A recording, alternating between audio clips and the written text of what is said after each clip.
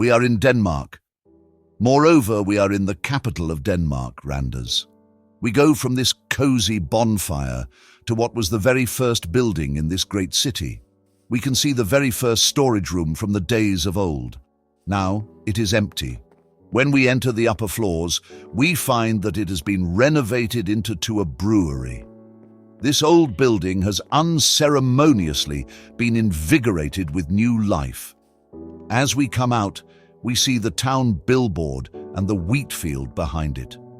It is a great wheat field, and it is evidence of an era for the city's inhabitants as farmers. Next is the old pier, no doubt used for fishing and storing wheat. If we look over the field, we see the old windmill. Here, the wheat is churned and made into flour. On the outskirts of the city, we see the wall of the city, no doubt made to keep out the dirty Swedes. It is fitted with many old structures for fighting said Swedish scourges from an advantage. It is connected to the fort of the city.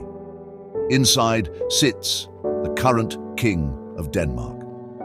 We can go up on the roof and down into the basement and into the sub-basement.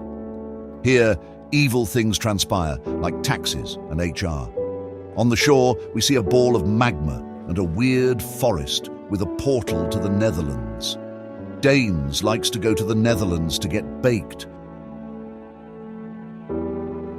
Here, we see a marvelously built barn. Surely the person who made this must have been raised in one to create one with such attention to detail.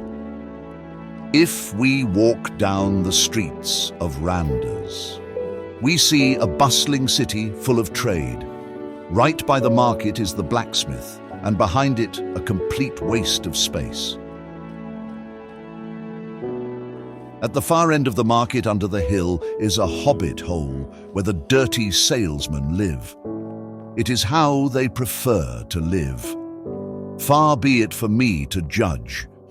If we turn back from the market, we first encounter a beautiful pond, and then onto this building where many of the poor people of the city sleep.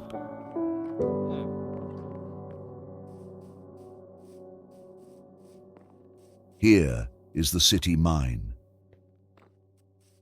Here is the Fletcher. If we walk down the tranquil path by the shore, we eventually reach the lighthouse. For a long time, this was the tallest structure in Denmark, but now it just looks pretty.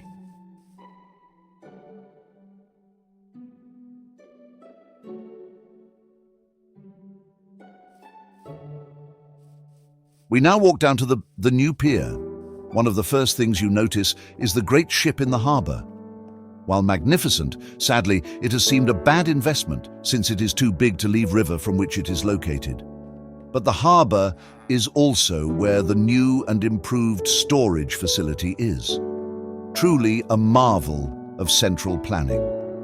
Beyond the pier, we see the bee house, which is currently under construction. Behind it, we see a building that we do not talk about, except to say I dread having to take it down. If we turn our attention to the other side of the river, we see a dainty little mansion. But what probably grabs your attention is the cathedral behind it. This is truly a marvel to behold. It is a shame, however, that the long construction of this marvelous, but perhaps overdone structure would bankrupt the nation. Some would say that this is nothing in face of God's glory exemplified here, while others would point to the now great poor population of Randers. However, it is still a great city, and I am sure it will be back on its feet one day.